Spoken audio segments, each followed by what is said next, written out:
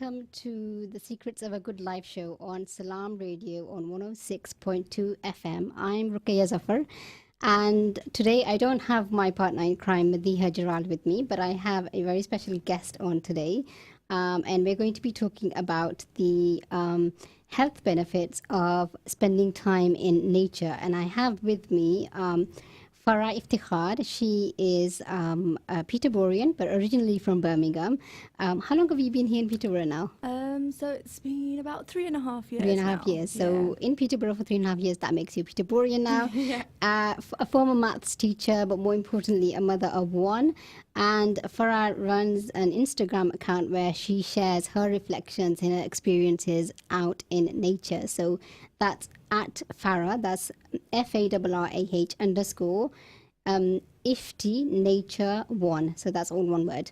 So before we start our conversation with Farah, I want to remind you we love having contribution on this show. It's always a conversation between not just the people in the studio, but also those of you at home listening. So please do get in touch. You can call us on 01733 602 133, or you can text on 07411 191062.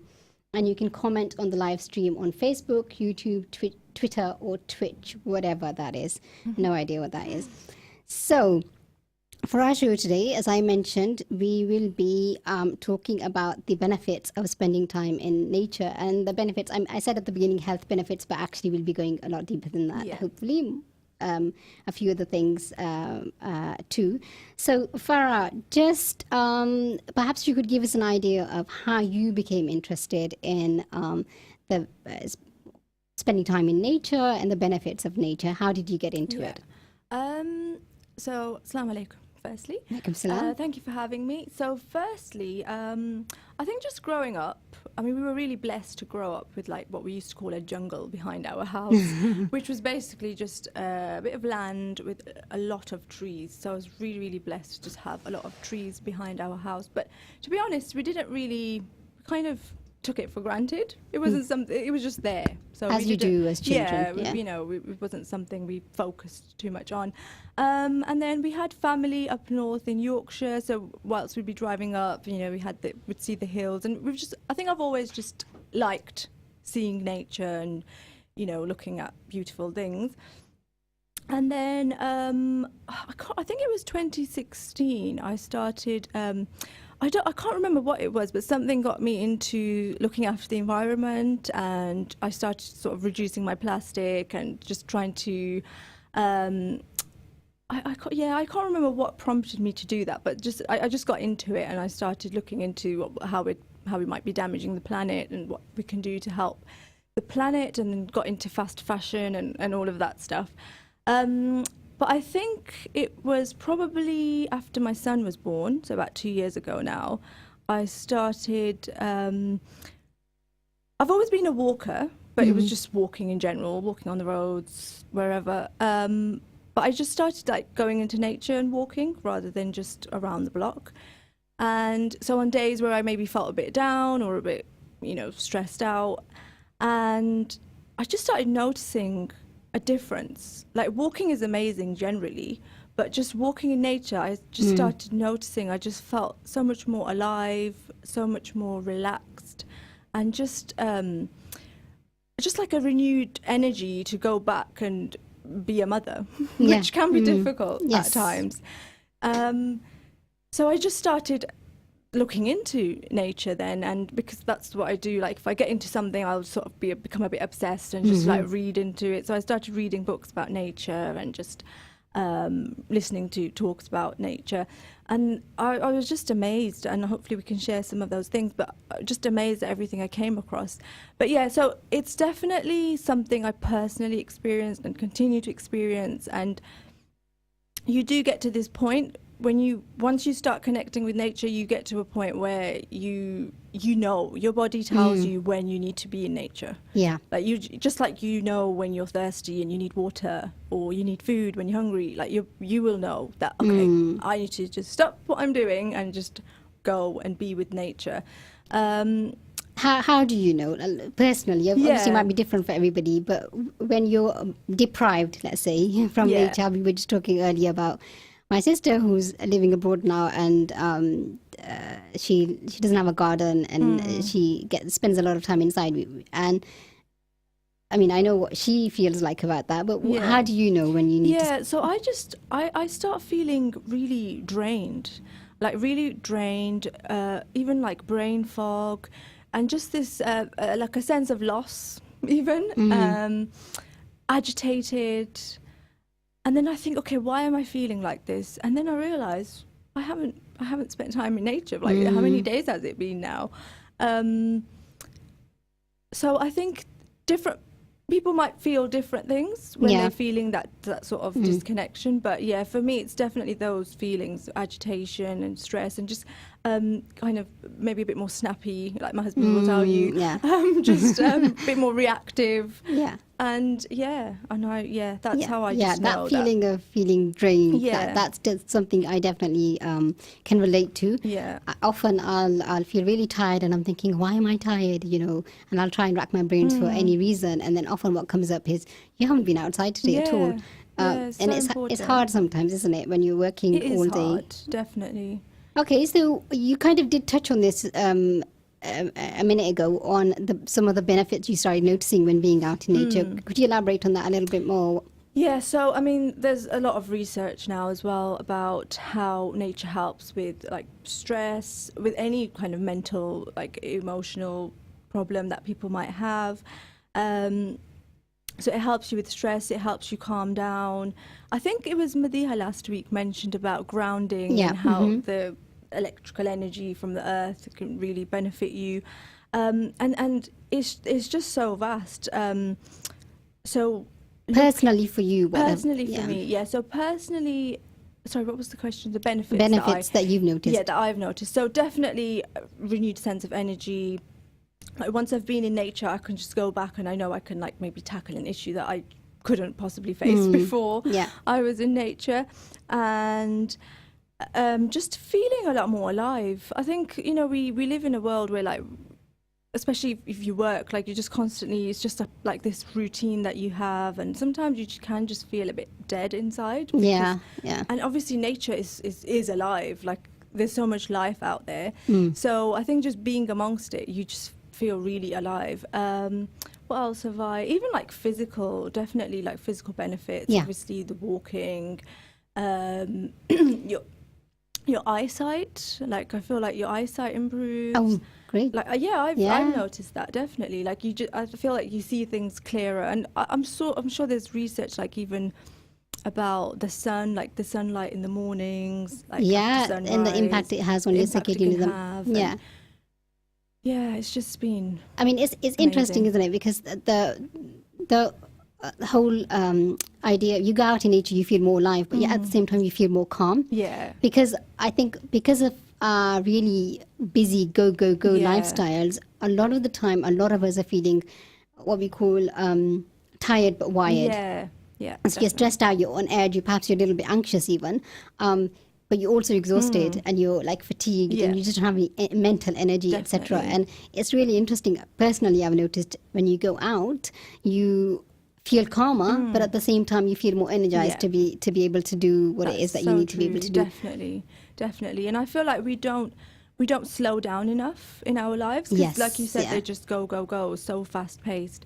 And it's so important to just take that time to slow down. And when you're in nature, you can really slow down because Yeah, you yeah. literally just need to stop and Yeah. just look around and connect.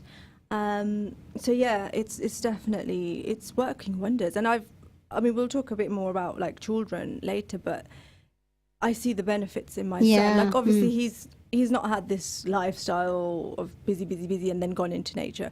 But from day one, seeing what nature is doing for Yeah, him yeah. and how he's just such a natural in nature. Like if you observe a child in nature, you'll just see They know what to do. they just know what to do. Like that's where they belong. Yeah, exactly. So I think that's Yeah. that's the thing. We belong out in nature, in connection with the earth. yes.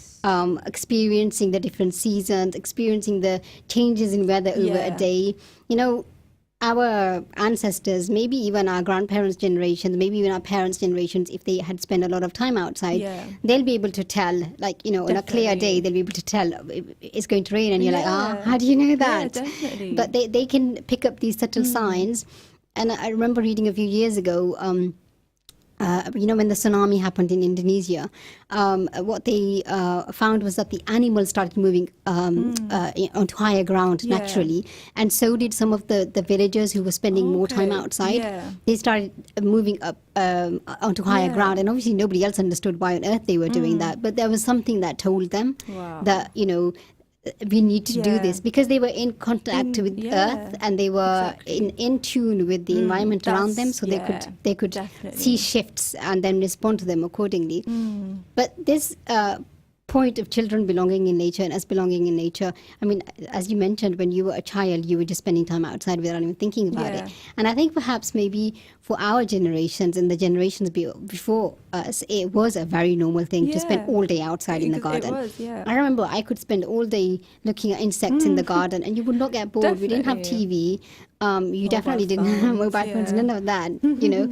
And you did not get bored. It was just the most natural thing in the world. Exactly. Yeah. But now I think a lot of children are actually deprived of that. Deprived, definitely. Yeah, very true. Everything you've said. I remember I used to collect beetles in a box. Yes. And just weird, silly things like that. Well, what we might class as silly, Silly but things, they were yeah. just natural for us to do. Yeah. And yeah, you're very right. So I wanted to go back to the point about people being in tune, like our ancestors being in tune with nature, and it's so true. Like even like obviously from the time like caveman time, even the Prophet Muhammad sallallahu alaihi wasallam and his companions, and they lived so close to nature. Everything for them came from nature. Their food, their medicine, the clothes they wore were all natural materials. There were no Yeah. synthetic materials. There was no yeah. plastic, polyester. What they slept on, it was all from nature. Their means of transport, horses, camels, it Yeah. was nature. Everything was connected. Like that was just their life, their cycles, their days, waking up with this, sunrise, starting their work, going to sleep with after Isha, but like, with nightfall, the yeah. winding down after the sunset, etc.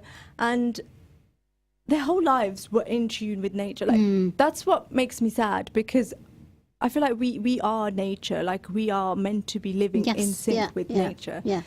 And that's the only way to thrive. I think the reason why we're more sick than ever, and why we're more like mentally as well, not just physically, but mentally more sick than ever, is because we're just so distant and so disconnected Yeah. from nature, which is where we belong. Like we Yeah. are made from earth, and we Yeah. go back to earth when we die. And in Exactly. between, what do we do? We cocoon ourselves in these yeah. concrete blocks. So it's just it's crazy. It's that point about our cycles and how we are nature and we're supposed to be part of it. That's something we forget, I think, because I think the modern world is all about subjugating nature. Yeah. So, say for people, our grandparents' generation, or the times before that, or even now, people living in places where modernity hasn't quite hit, they are forced to slow down with the seasons, say, Yeah. or with what might be happening with the weather, or whatever nature is doing at that Exactly. time. They're forced to slow down. Whereas what we've done in our lives is we've come up with ways to not have to slow down. And I see it so much in how people are looking at health and well-being. So we know that our body clocks run on the cycles of the earth, day and night Yeah. cycles. And we have it in the Quran that the day was made for work and the Yeah. night was made for rest. We try our best to go, find some way around that. Yeah. And now we're beginning to see what a huge impact it's having on our health. Yeah. And then, like the menstrual cycle of women, that's based on Yeah. the cycles of the moon, right? Yeah. But again, I firmly believe that symptoms like, say, PMS, they assign to us to slow down a bit. Definitely. But we are looking for ways to overcome Yeah, that, overcome right? that, And the definitely. more we push to overcome it, the more the body Yeah. fights back, which is why we get such a big issue with so many women with Exactly. PMS and other disorders around the Yeah. menstrual cycle. And then sort of over a lifetime, again, coming back to women's health, what I'm seeing now is more and more of a push of giving people HRT in menopause. And for some people, that's an entirely appropriate thing to do. Yeah. But the kind of the philosophy behind it is, well, women shouldn't have to slow down. You Yeah. know, we don't want it impacting their work. Exactly. But what if we were designed to slow down Yeah. after a certain age? What if Definitely. our focus was supposed to shift? And I think whether it's in ourselves or whether it's out there, our modern approach is to subjugate nature, but Yeah. it doesn't work. It doesn't work. It makes us sick. It makes the Exactly. planet sick. Yeah, definitely. That's so true. It's funny, like you mentioned the menstrual cycle. So I'm actually currently doing a course with Ustada Ifat. Oh, yeah, Rafi. yeah, So she's got the seasons within course, and so she actually refers to each stage of a woman's cycle as one of the seasons. So summer being when you're ovulating, Yeah. autumn just before you start your period, and then winter when you're actually bleeding. And it's amazing because she said, so obviously in autumn your body tells you to slow down. There are signs in the body which tell Yeah. you to slow down, and it's like the seasons of the year. Like so many people now suffer from SAD. Is it SAD? They call it seasonal affective disorder. Yeah. And I truly believe it's because we're not living according to the seasons. Like nature shows us what we're supposed to do. Nature slows down. The leaves fall off the trees. The birds will fly off somewhere else, animals will hibernate. Nature tells us to slow down, but we don't do that. We want to carry that masculine energy from summer into winter and do the same things, do the same socializing and the same projects at work, and like we want to do the same, but we weren't designed for that. Yeah. Like our bodies just were not designed for that. And I just feel like there's so much we can learn from nature. Yeah, Because yeah. we've just gone so far from it, and if we're really trying to get back to that, we just need to like look at nature and just Yeah. it will Learn. teach us Yes. so much. Yeah. I remember a few years ago, I went to I did a course in the US, in California, and as part of the course, we had one day in like a retreat center in a forest in California, and it was actually on the ocean shore, and they had one day where they said you're not allowed to speak to anyone. Okay. And go out, go for walks, go out in nature, and just reflect, right? And then at the end of the day, we came back and they were like, okay, share with us what the experience has been like. And it was amazing, some of the reflections that people were coming out with. And one of the facilitators on the course, he laughed and he said, you go out for one day in nature, not speak to anyone, and just observe nature, and you come back like these sages, And it really does have a huge impact. I remember myself, like, it just forced me to, it wasn't that you do more thinking, it's that you begin to get clarity without even realizing where that clarity is coming from. Definitely. So just on that, if we know that these are the benefits of nature, and we'll go into them in a little bit more detail in specific areas, when it comes to children and nature, what have you personally seen of when children aren't getting enough time in nature? Like, what kind of an impact does that have on them? Yeah, definitely. So obviously being a former teacher as well, I taught in a secondary school, and I had to deal with some horrendous behaviour. And you can kind of see when you looked at the background of the kids, or what they got up to on the weekends, or how they slept, because we'd ask them questions, or when did you sleep, or were you on your phone, etc., etc. Behaviour was horrendous. So in terms of like my own child as well, I've noticed any big feeling that child might be feeling, whether it's sad, angry, frustrated, if you take them out into nature, it will just deal with all of them. Like nature's the best babysitter, literally. Like it will deal with all of those issues, because like we said before, babies just know what to do in nature. And also I feel like nature helps children's imagination just run wild, like pardon the pun, but literally like run wild. Because I mean, look, I have an issue with children's toys, especially the plastic ones that light up, and they just press the button and the toy does something, and then that's it. What's the child doing? How's the child using their imagination? When they're in the wild or when they're outdoors, like, there are endless opportunities. They'll pick up sticks, they'll create something with them, they'll get some flowers and start making chains or whatever it is. They'll do so much. Like, their imagination will literally run wild. And obviously, like when you're outdoors and children are in nature or outdoors, they're more likely to be moving. If they're inside, sitting in front of a screen, they're more likely to be sitting. Now, everyone knows, obviously, how important movement is for not just children, but for adults. So they're more likely moving and using so many different muscles because they might climb something or they might, run at times or jump, etc. So they're just doing things that their body wants them to do all the time when they're out in nature. And you've got so many benefits, and you've also got, I mean, you can probably chip in with this, the gut benefits of being in nature. So we know the gut is linked to the immune system and just so many, even the brain. And being in nature is so beneficial for the gut because especially like touching the soil and the dirt and even like allow them to put some in their mouth sometimes. Yes. Like my son sometimes will eat a bit of soil and I don't have an issue with it, obviously not too much, but because it will really benefit their gut, like the good bacteria that comes from the soil and helps the bacteria in the gut to, what's the word? Thrive. So that's definitely another thing. Obviously the fresh air, the oxygen. I just think,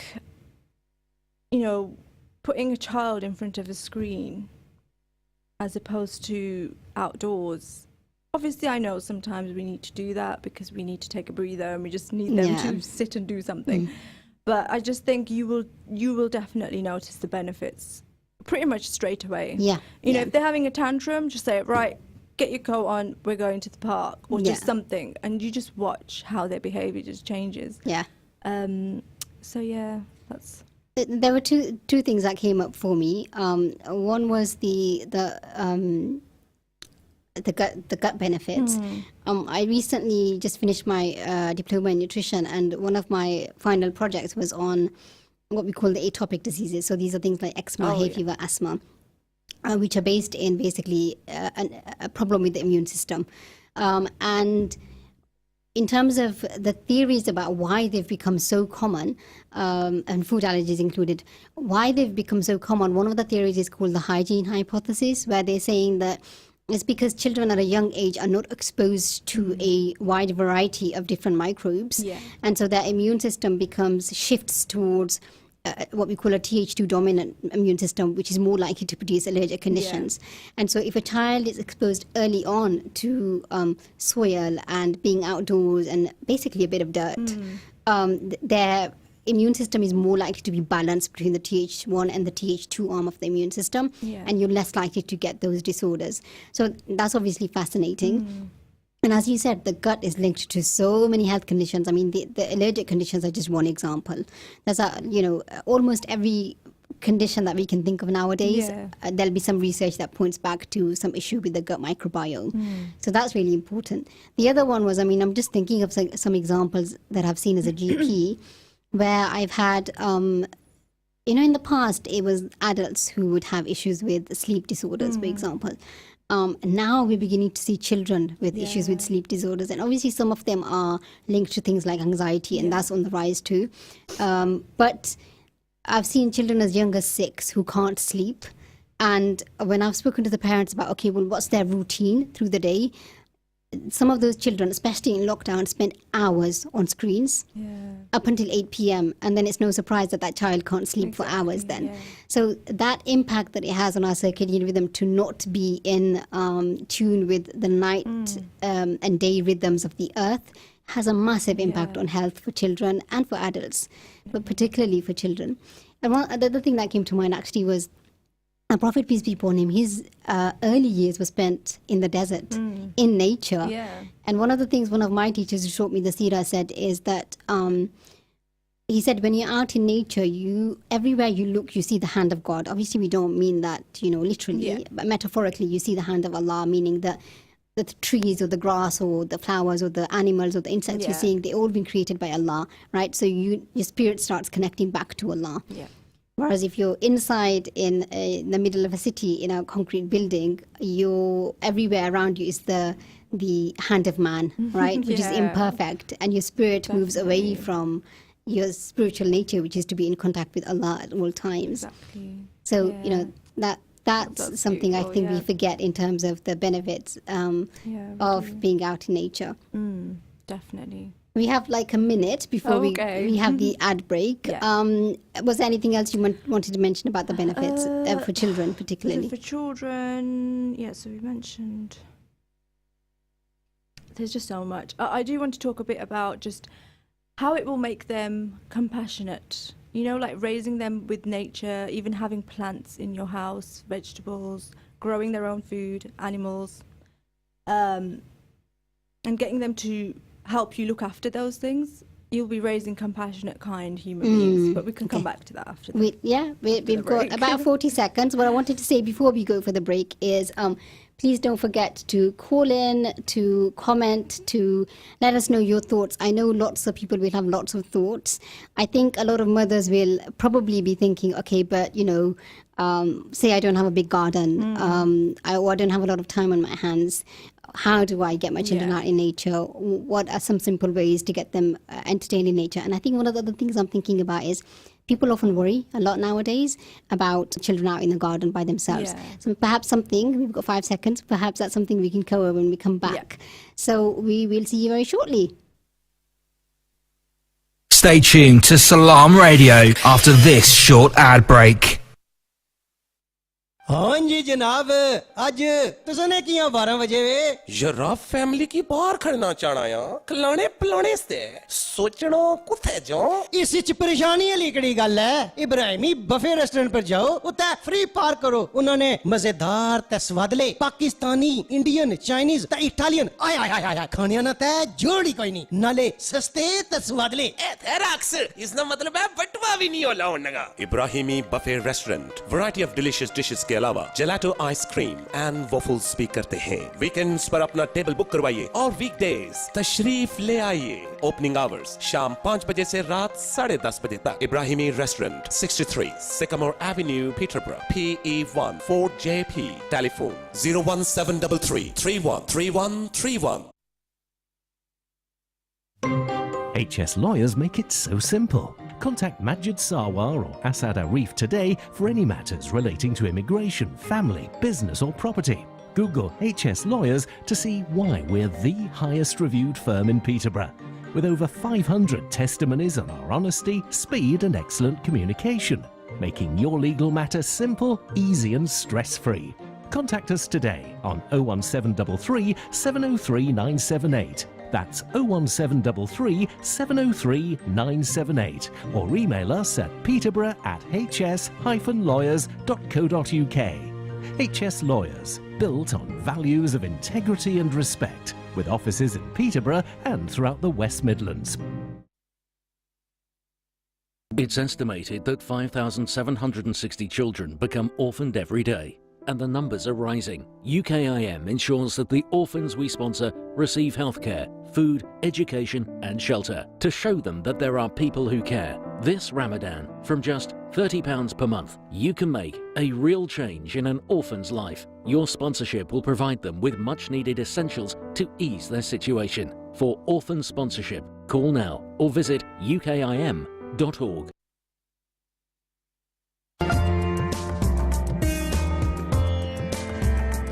Where can you get high quality and low prices? Amar Food Store and Halal Meat in Lincoln Road Triangle is the place to go. Pay us a visit and take advantage of our special offers and great range of products on groceries, vegetables, fruits and halal meat. Also send money to Pakistan absolutely free. We have all top brands at special offers, offer free customer parking and provide a free local delivery service. Amar Food Store and Halal Meat, 613B Lincoln Road, Peterborough. Call us on 01733 687 374. High in quality, low in prices.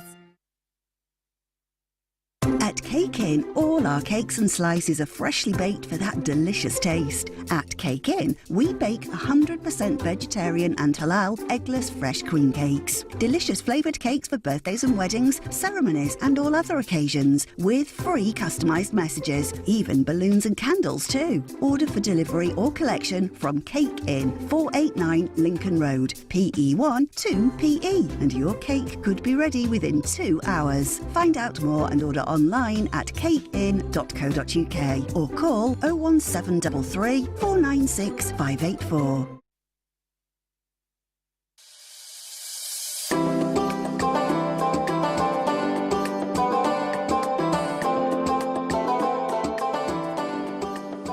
Find us on Facebook at Salam Radio. Show on Salam Radio 106. بسم الله الرحمن الرحيم سبح لله ما في السماوات. Sorry, technical issue there slightly, but I think we're all right now.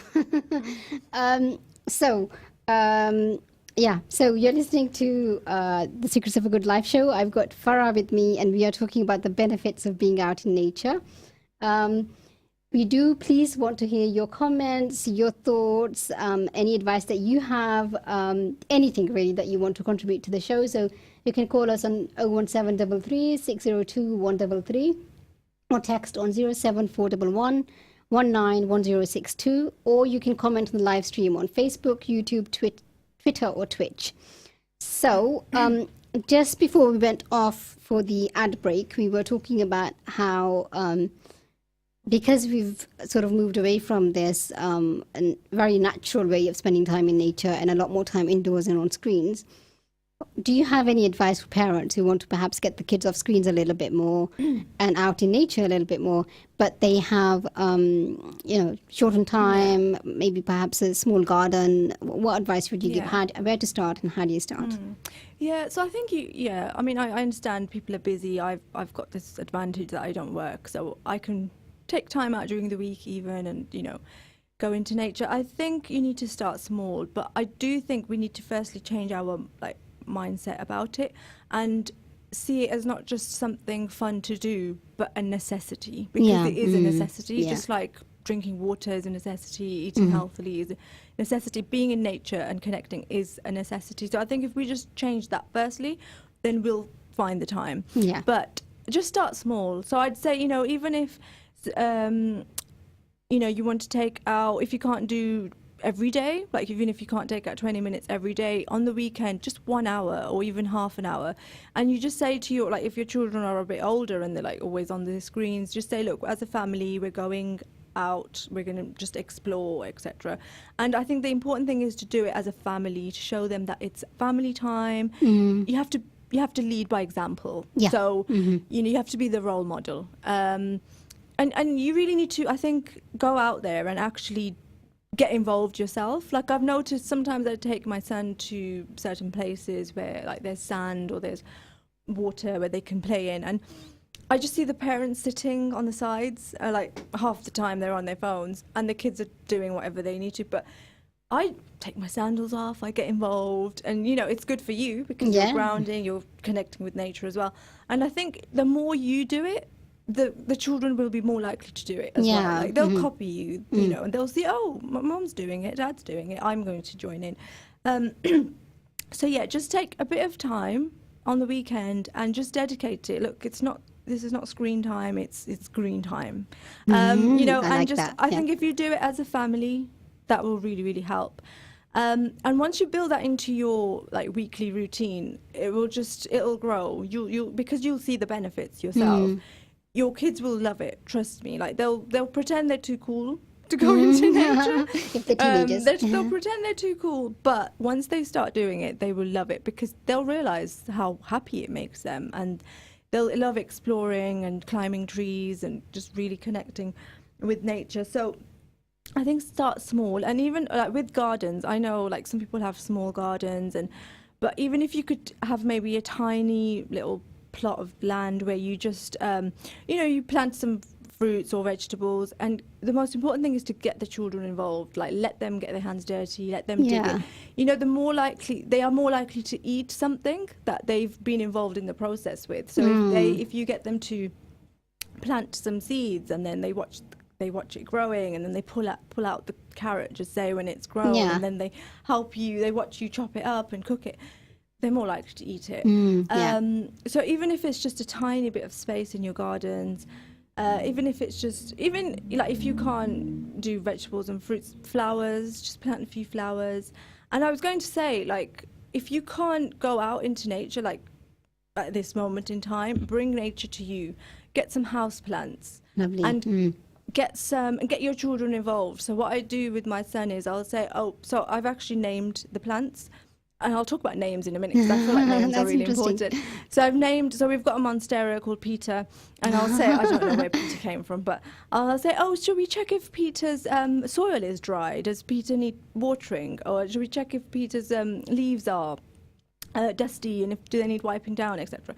And he just loves it, and it gives them that, they've got a power box. Children have a power box, and because you're giving them that control and that leadership to, Peter's soil's dry, I'm going to water it, and let them do it. Like I know a lot of these things, like watering plants, is just like a tick thing. You just want to get it done. Okay, water the plants, tick. Yeah. And I know it takes time when you get a child involved, but just let them do it. And I guess they'll long just love term, it. it'll save you time too, because as they Exactly. get older, they can just do it. Yeah, they'll you know? just do it. They'll know what to look for, and they'll know when the plant needs watering. And so get them involved. And I was saying before the break that, imagine your child becomes so like attached to looking after a plant, just say, or if you have a pet, even like get some pets as well if you can. Imagine that, the compassionate, kind human beings you'll be raising. Like if they can care about a plant this much, like they can go on to do amazing things. Yeah. So it's a good place to start. So yeah, bring nature to you if you can't go out to nature. And I was actually thinking, like, if you know someone who maybe can't go out, maybe because of an illness or something, gift them a plant. Like it will not only benefit them obviously mentally, but physically as well, because we know that like a lot of these indoor plants, they cleanse the air and release this oxygen. Like a lot, even during the night, they say I think is it the snake plant is beneficial to have in your bedroom because it releases oxygen during the night, and like there's just so many benefits. But yeah, so get your kids involved with that, get them involved in the garden, and I think you mentioned earlier about some parents just can't keep an eye on their kids whilst they're in their garden. Yeah. So I think so for my son, we've got him a little mud kitchen thing in the garden, so there's just a bit of mud in there, so he'll stay busy with that for a bit. So just maybe put in things that are are safe, and that that they'll stay occupied with for a bit. So yeah, it's pretty straightforward. But like I said, if you change your mindset and realize that it's a necessity and not just a luxury or something you can do, like when some holidays you go and have a vacation and sit by the ocean. It's not just something you do once a year. It's something you need to be doing on every single day, every day on a regular basis. Yeah, that's interesting, because I have a cat, and with the cat, I know that I need to let her out at some point fairly early on in the day, every day. Otherwise, she's really not going to be happy. Yeah. And if there's a day where I'm not home or whatever and I can't do that, I feel so guilty about it. But often we don't think about that for ourselves or for children at all, That's do so we? true. Yeah, we need it just as much as them. Yeah. Yeah. Oh, and the thing about names I wanted to mention, like I feel like names connect us. So that when you meet someone, one of the first things you do is ask their name. Yeah. And I don't want to go into like conspiracies or anything, but I feel like there's this agenda to detach us from the natural world. Like, why aren't we taught the names of all the different types of trees in school? Why aren't we taught the names of all the different types of birds? What if we knew all those names? Like, even I claim to be a tree lover, but I could probably only name 3 trees by just looking at them. And it's just such a shame. And I feel like if we knew the names, we would connect more. And so giving a name to like a plant, like just how we give names to our pets, giving a name to a plant, I feel like will just make you realize that this thing is alive. Like I think we forget sometimes that these things are living beings. So I think it will just help us remember that, and even referring to them as he or she rather than it. Like I don't know, maybe I'm just looking at this too deeply, but I just feel like it makes language makes such a difference. It's interesting, isn't it? Because the Arabic language, it doesn't have the it word. Everything is either a he or a she, which is really interesting. Yeah, exactly. And the other thing is that the Prophet, peace be upon him, named things. Yeah. He named his belongings. Definitely. And the other thing I'm thinking about is we were all, both of us were at that talk last week. Yeah. Where he spoke about the tree that cried for the Prophet, peace be upon him. Yeah. So this idea that, we look at nature as just inanimate, it's not. They have a soul. Exactly. And the Prophet, peace be upon him, spoke about the mountains, even Uhud, and he said, we love Uhud and Uhud loves us. And we don't think about things like rocks and mountains as living, but they are. Yeah. Just today, I was looking at the Instagram account of James Nestor, who's written a very good book on breathing. Again, very interesting that something we do to be alive, like it's something that's completely foundational to our existence. It's something that we have to talk about now. But anyway, he was talking about how the desert breathes. And he was talking about how there was this image of the earth and how it changes with the seasons, but not just how it changes, but actually how the earth itself breathes. So in certain seasons, for example, in spring, there'll be more CO2 that's being actually taken out of the atmosphere into the ground, and in summer the opposite. So it's like the earth has its own breathing cycle. And there's so much of our nature that we can see out in nature, but we're just not connected to it enough to notice that. So true. It's like trees. I don't know if you've read the book, The Hidden Life of Trees. No, I haven't. It's been recommended to me on a number of occasions. I need to read it. Mind-blowing. Like trees literally live like, they sleep, they communicate with their trees that are around them. Amazing, yeah. Like they will warn each other of any danger. Like if one tree's feeling like it's being poisoned or something, it will send signals to the trees around it. Like trees are just fascinating. We can have a whole episode on trees. But apparently sand dunes communicate with each other. Yeah. And that's not something we ever think of as something alive, like a being, we just think of it as specks of sand, and that formed incidentally formed a hill. Walk over it. But it's fascinating, isn't it? It's very fascinating. Shall we talk a little bit about the, this was something you wanted to bring up and it sounds so fascinating, is the benefits to each of our senses when we're out in nature. Yeah.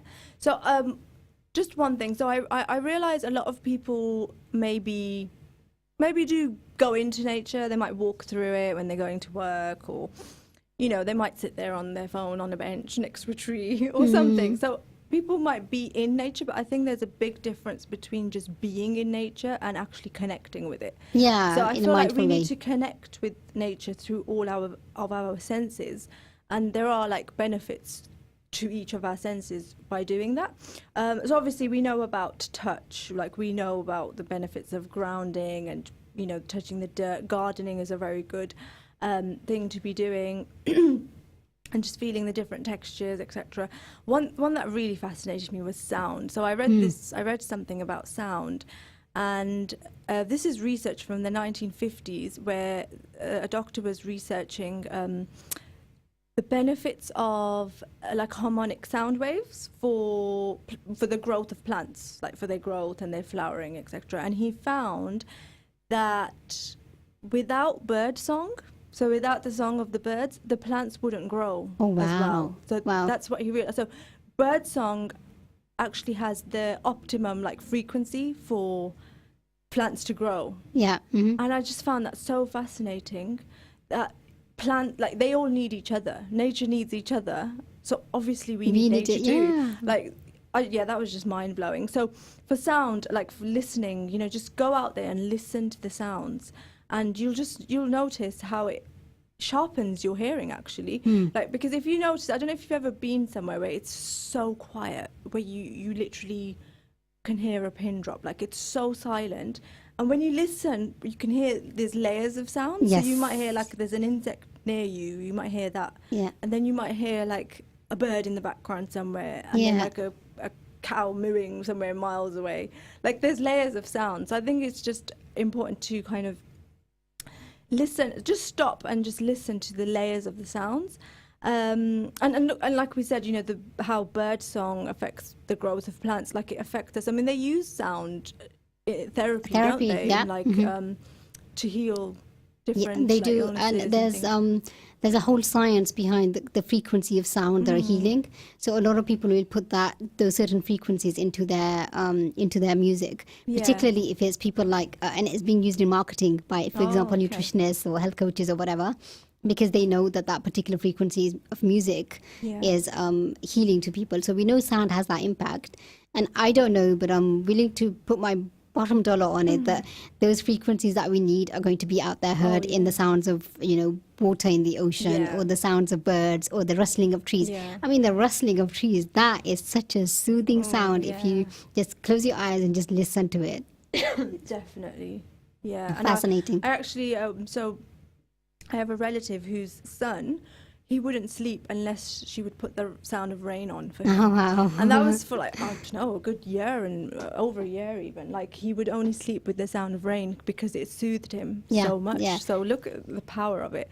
So yeah, I think again, it's just about slowing down and just really listening, and you'll just notice the benefits.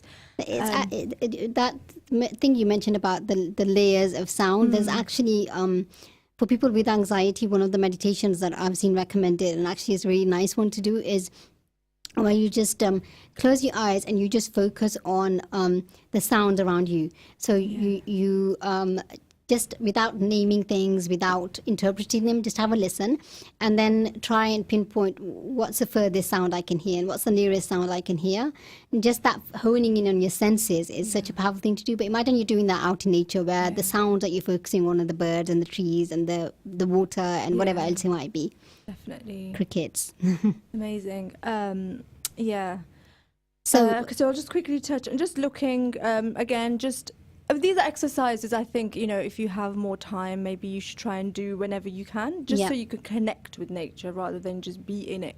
So be a bit more mindful in nature. Be a bit more mindful, like just looking deeply, looking at the colours, the patterns. And these aren't just, we will talk a bit more about like spiritually how that benefits us, but, Allah tells us in the Quran to look, to reflect.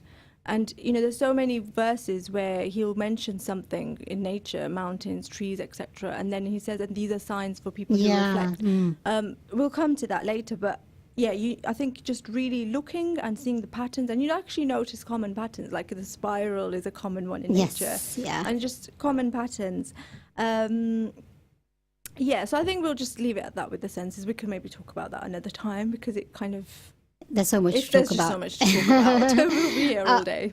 So you kind of brought up the spiritual benefits of being in nature. So let's kind of hone in on that a little bit more. Yeah, so like we said, Allah tells us to look at nature and look at the signs. And I truly feel like, for me personally, I feel most present and most connected to God when I am in nature. Because everything around you reminds you that there's a creator. Like everything here is so beautiful, but it's not just beautiful for no reason. Like someone created it. So it kind of makes you feel in awe, and it just takes you back to your creator. Like you're constantly being reminded of it, of Allah, sorry. And and like we said, the Prophet ﷺ was so connected to nature. He loved nature. He loved animals. He would, he would really dislike it if people were mistreating their animals. And so, it's a sunnah. So we should be following the sunnah, shouldn't we? So we need to obviously connect with that intention. And, we say obviously we don't have time to go into nature, etc. But I really feel like if we make the right intention, like we make our intention that I'm going into nature because it reminds me of Allah, because I want to see the glory of Allah in the universe, you'll be given more opportunity to do it. Yes, and it becomes an act of worship then as well, doesn't it? Exactly, it becomes an act of worship. The other thing I wanted to mention, which I totally slipped my mind now, that everything in nature praises Allah. Like we were talking about how everything in nature is alive, and everything in nature worships Allah, praises Allah. And the other thing that came to me the other day was that, how, I can't remember who said it, but one of the sort of definitions of gratitude is to use that blessing that God's given you in the way that it was intended to be used. So, for example, your eyes, avoiding looking at haram and just looking at halal. And if you think about it, everything in nature is living the way it was intended to be living. Like it's doing exactly what Allah made it to do at all times. So nature's in constant gratitude to Allah. Yeah, wow. Nature's constantly worshipping Allah. And I actually heard something, I think it was last year during Ramadan, Rabia Mali in Cambridge Muslim College, one of their talks, and she mentioned something which has always stayed with me, and it always makes me a bit emotional. But she said, like, when you chop down a tree, what dhikr are you silencing? Oh. Like, they're just, yeah, it just makes me Subhanallah. emotional every time. So when we kill animals just for fun, or with our actions that are destroying the oceans and destroying, we're chopping down trees, like in the Amazon rainforest. I don't know how many, is it like 50 football pitch size of trees? That's how many trees are chopped down, like, every day. Yeah. And look how much that number. dhikr Yeah. we must be getting rid of and Yeah. silencing, and it makes me so sad. And it comes back to impact us, doesn't it? Because exactly, when we're doing anything that moves away from the fitra, and we're doing anything that silences the dhikr of Allah on this planet, the impact of it comes down to us. So when we're chopping down the trees in the Amazon rainforest, it's having an impact on the entire planet. Exactly. And it comes back to you and I right here. Definitely. Mm. Yeah, definitely. So, in terms, you've mentioned this already, it's the sunnah to be spending time in nature. Are there any particular stories or any particular examples from the Prophet, peace be upon him, that you can think of that kind of give us this idea that he was connected with nature? Yeah, so I mean the tree one, I think you mentioned earlier, that's one of my favourites, where the Prophet ﷺ would lean against a tree whilst giving the khutbah, and then when the Sahaba created the minbar for him, and he moved away and stood at the minbar, and they heard a sounded like crying, and the Prophet ﷺ knew what it was, so he went to the tree, and there's some narrations, I believe, which say that he hugged the tree, or He put his hand on it, comforted yeah, the tree, yeah. patted the tree, etc. And I think gave the option of, do you want me to come back to you and give the khutbah from here, or do you want to be with me in paradise forever? And then the tree chose to be in paradise, and I just love that one. I just absolutely love it. And then there's the other narrations of someone, was it a sinful person gave some water to a dog, and then we were told that he'd be saved because of that one action. So just showing generosity and kindness to animals is it can be so beneficial to you.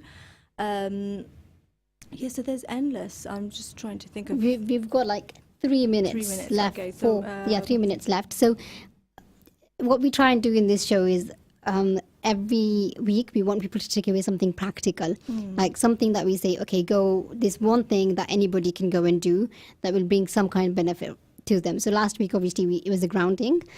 Is there one thing that anybody who's listening, one thing that they can all do to benefit from nature in a way that would be beneficial to them? But something very simple to do that you can think of. To be honest, the only thing I can think of is to just go and, even just take 5 to 10 minutes out of your day, or even if it's just once a week to start with, and just actually mindfully, like we mentioned, mindfully go and just sit somewhere and lean on a tree or sit on the grass somewhere, and just look out and just put your phones away, and just be present and just look out and really immerse yourself in nature. That's it really. Just immerse yourself, feel, touch, try and use all your senses if you can. Touch things, touch the trees, touch the grass, maybe even barefoot walking, etc. And you will just notice the benefits. And it's something you like I said before, for me, like your body, you'll start knowing when you need to do that. You'll start noticing the behavior, the benefits, not just to you, but to other people around you that may not even be doing it, but because it'll affect you so much, it'll benefit other people. And just one quick thing I wanted to mention. So I heard Sheikh Abdul Hakim Murad saying how, you've got environmentalists who say, we need to look after the environment, we need to look after our planet for these various reasons. But he said that our incentive could simply be because nature is beautiful. And because nature celebrates the glory of God. And honestly, when you start immersing yourself in nature yourself, not only will you notice the benefits, but you'll have this desire to want to protect it and want to care for it and make sure your children have it in Still the have future, access and to their it. children have it. Yeah. And yeah, you'll just you'll notice that yourself. So it's not something I could tell you as much as I like to just go out, do it. Unless you do it yourself, you will not know the benefits. And I think in some ways you don't realize what you're missing until you start doing Exactly, it. yeah. You know, when, like you said, once you start doing it, now when you don't, you're like, oh my gosh, I need to be Yeah, outside now. exactly. In terms of that, you know, just getting out even for 5 minutes, I think if I was to add to that, if there's one particular time of day when it would be a really great idea to do it, it would be first thing in the morning. Yeah. Because particularly if you're someone who has trouble sleeping, so if you can get out first thing in the morning, so within the first hour of waking up, and just be outside and expose yourself to light. And luckily we're having a summer this year, proper summer, so there's plenty of sunlight too. That's going to help reset your circadian rhythm, where your body knows it needs to make the sleep hormones at night. We've only got like 20 seconds left, and there's so much we could go on and on about. But I just wanted to thank you for being here. Thank you for having me. There's you know, I'm sure there's going to be other opportunities where we want you to come back and talk more, Yeah, I'd because love it has to. so There many is- benefits. Yeah, there are endless things to talk about. But thank you so much for being here. Thank you so much to our listeners, and we will inshallah see you next week.